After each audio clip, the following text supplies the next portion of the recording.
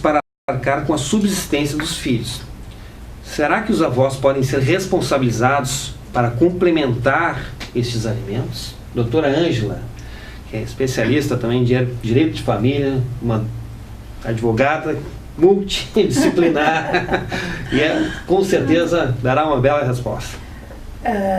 Certamente os avós têm responsabilidade subsidiária ou complementar, sempre que os pais da criança não tiverem condições suficientes de prestar, né, uma alimentação, um cuidado, enfim, né, uma pensão suficiente para o sustento daquela criança, pode-se ser acionado os avós para a complementação dessa pensão. Né? Essa responsabilidade decorre do parentesco e visa proteger sempre a criança. Doutora Air Júnior, tem complementação, doutora Vanisa? Eu acho que tem que sempre buscar o melhor para a criança.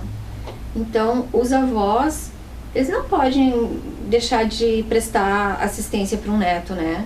Se os pais não estão numa condição de prestar essa assistência, e os avós, assim, por que não se socorrer com os avós? Eu acho que como a doutora Ângela falou, né? O direito da criança. Tutelado, né? Acho que é importantíssimo. O direito do menor, ele realmente tem que ser preservado. Aqui mais uma pergunta, então, agora de direito do trabalho. Vou fazer ao nosso colega, doutor Air Júnior.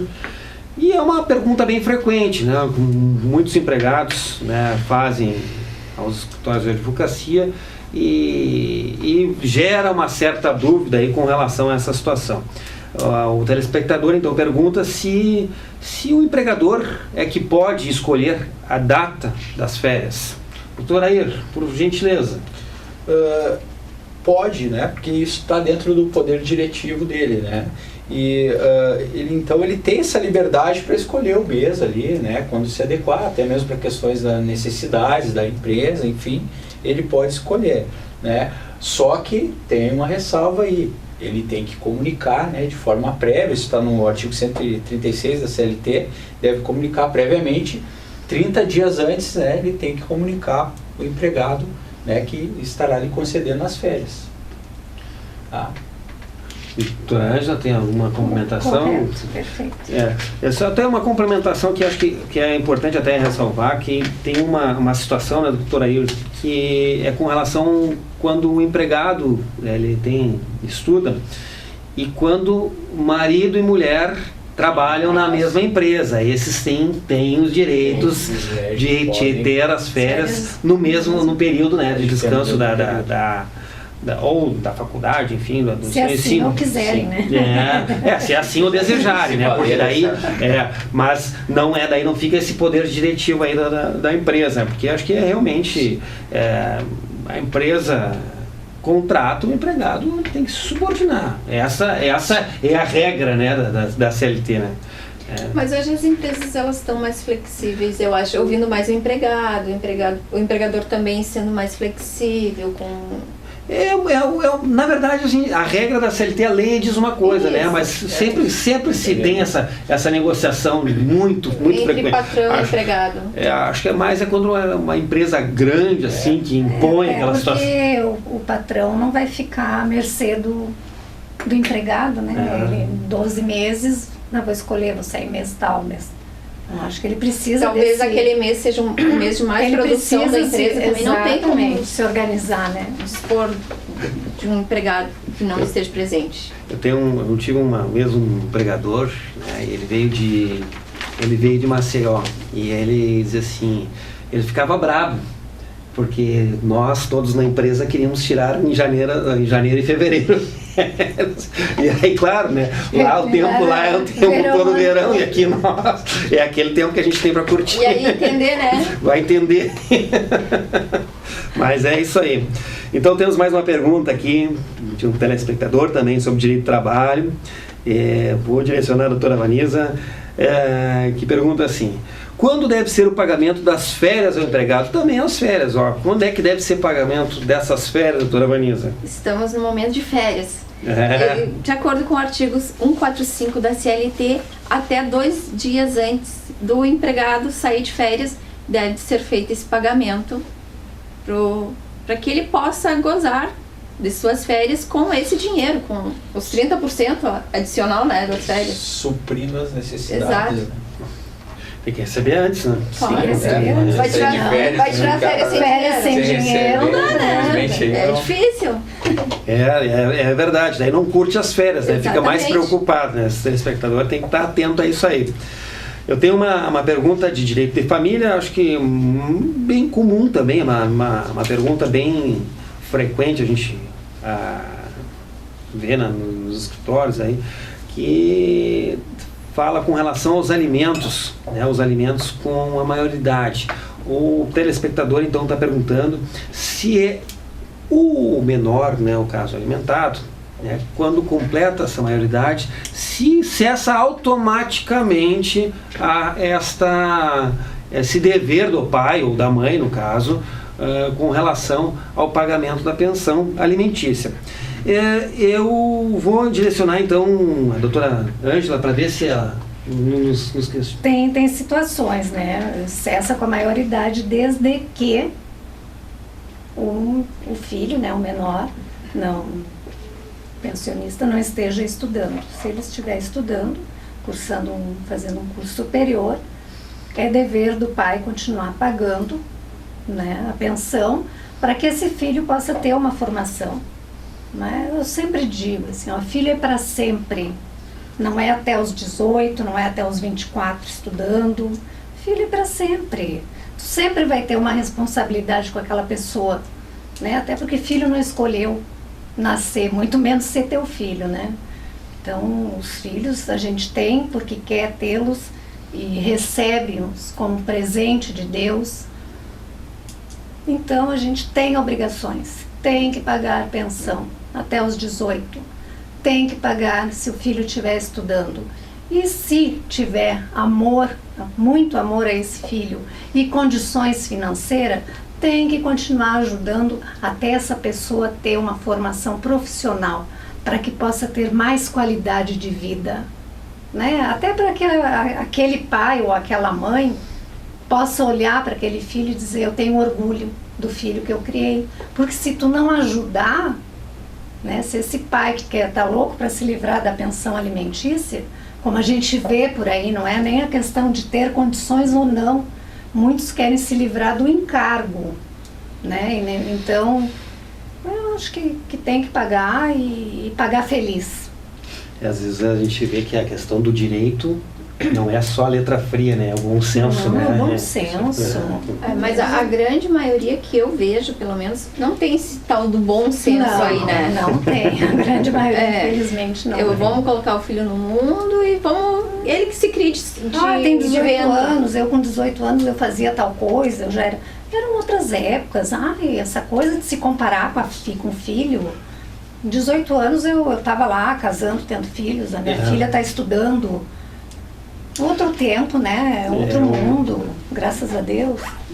E muitos se preocupam assim, ele está casado, vou manter esse filho que eu tenho aqui com essa mulher atual. Aí, esquece que tem outros filhos. Aí separa daquela, pega vai separando dos filhos. E vai criando só mais filhos e não vai querendo pagar nenhum. E não vai querendo nem saber daquele outro que está lá, né? Então eu acho que é uma falta de respeito com a criança, com o ser humano, né? Porque paternidade, a maternidade é uma coisa tão forte, é o teu vínculo maior nesse mundo, né? Na vida. Aí tu tem um pai que tá lá louco para se livrar da tua pensão, se tu nem tem condições de te sustentar, tu não tem condições de estudar. É triste. Tem os dois lados, né? Porque também tem aquela... tem as exceções, tem lá, lógico, que tem essa situação. Mas, dentro disso que o senhor falou, doutor Felipe, se modificasse o status quo e essa situação, pode pedir exoneração a qualquer momento, né? Isso está à disposição dele.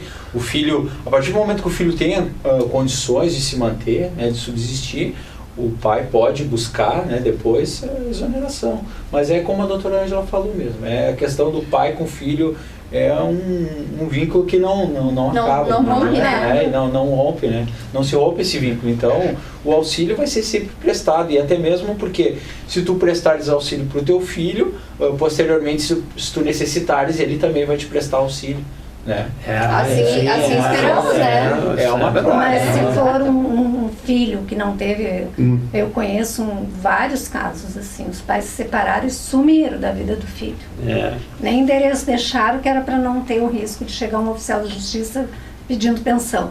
Aí estão velhos, o que quer? Ficaram doentes, aí procura os filhos. E aí se arrepende, os filhos até tentam, mas não existe um vínculo. Sim, né? Começa a tratar. Mas também tem muitos casos também que são exatamente ao contrário, né?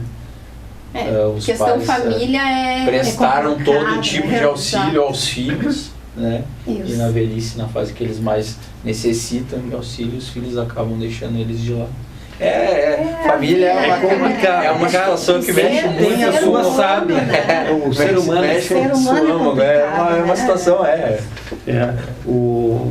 Enfim, acho que a questão de alimentos, essa questão de pensão alimentícia sempre dá muito pano para manga, né? Sempre situações onde as pessoas questionam e, de certa forma, criam mais dúvidas em cima de dúvidas, né? Mas vamos lá para mais uma pergunta, então, de um outro telespectador sobre direito do consumidor, que faz o seguinte questionamento. Ele quer saber qual é o prazo para reclamar de um defeito existente em um produto. Doutor Air Júnior, pode nos citar aí qual é o prazo para ele? Comprou lá um produto, esse produto teve um problema, enfim, que foi identificado, e aí ele quer saber o prazo. Nós temos aí, temos que identificar, em primeiro lugar, né, se o bem ele é durável ou não durável, né? Aí, não durável, exemplo, perecíveis, enfim, duráveis, né? Bens, pode ser um veículo, né? E tem esse prazo, ele os bens não duráveis, 30 dias, né? A partir da constatação ali do efetivo vício, e dos bens duráveis, 90 dias. Né? E nós temos também a questão do vício oculto, né? Aquele vício que não é facilmente constatado, que o produto apresenta, né, no decorrer da sua utilização, que ele aí é de 180 dias a contar da constatação, né? Também do vício. Verificou, olha, possuiu um vício oculto, né? Tem um problema, constatei aqui se tem esse prazo aí para pleitear, né, a troca, ou pode-se exigir também que se dê um outro produto, né, nas mesmas condições, na mesma espécie, ou o valor do produto, né, que foi desembolsado para aquele produto. Aqui tem uma pergunta também, doutor, já que está nessa situação aqui, eu vou questionar um outro telespectador, pergunta assim, se um produto adquirido pelo telespectador, se o fornecedor se recusar a trocá-lo, o que ele pode fazer? Ele pode entrar contra o fabricante, ele pode entrar contra a loja, o que ele faz? O que ele tem que fazer nesse caso? Na verdade, né, o Código de Defesa do Consumidor ele é muito protecionista, né? Então ele visa sempre o bem-estar ali, né, do consumidor. Então o que acontece? Nós temos aí a responsabilidade dos fornecedores, que ela é do fornecedor e do fabricante, que ela é solidária. Então, tanto um quanto o outro, né, pode fazer exigência. Então, se negou, ele pode ir até o fabricante e exigir a troca.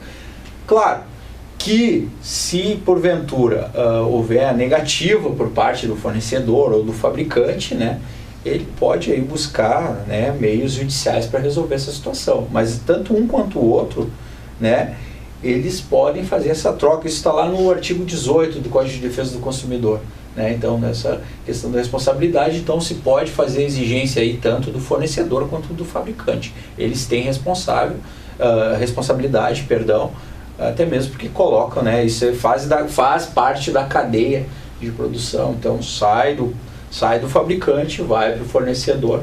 Isso torna aí a responsabilidade deles, né, de tanto de um quanto o outro. Então é isso aí, muito bem, né? Uma aula de direito do consumidor aqui, né? Essa parte do direito do consumidor realmente ela é muito protecionista, né? Como a doutora aí o Júnior falou, eu acho que realmente ela merece toda essa proteção, porque o consumidor ele é hipossuficiente. A parte mais vulnerável. A parte mais vulnerável. Em questão, né? Não detém conhecimento técnico, ele não sabe, né, do que se originou o problema. Então é sempre em torno do consumidor, né, até mesmo para regrar, né, porque a empresa, na verdade, né, é sempre detentora do poder econômico, e ela tem os meios para poder aí suprir os anseios do consumidor. Mas então tá, nós então estamos encerrando aqui, doutora Vanisa, muito obrigado por ter participado do programa, doutora Ângela e o doutor Air. Nós estamos encerrando mais um programa, Comunicando Direito, que vai ao ar nas quintas-feiras às 13 horas, com reprise às 16 horas, e aos sábados às 20 horas na TV 6, canal 6 da TV Poa, da NET. Esperamos, até a próxima. Obrigado.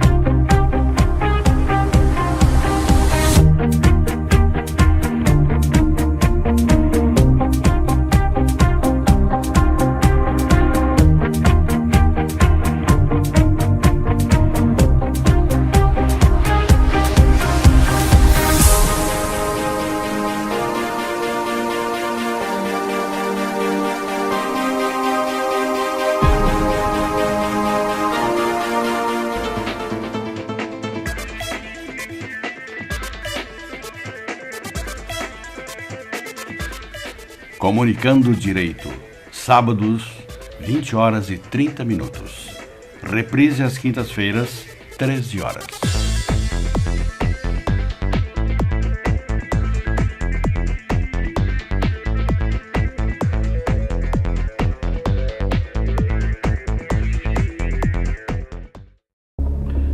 Comunicando Direito, apoio cultural.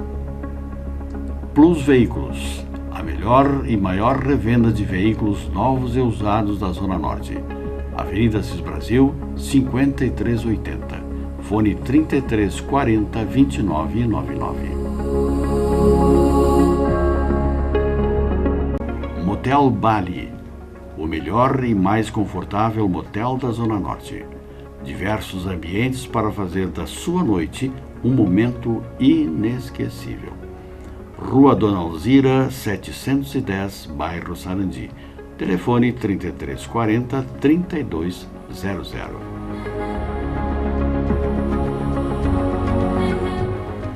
Ribeiro Tintas, tudo para pintar tudo no litoral norte. Em Tramandaí, na Avenida Fernandes Bastos, 364.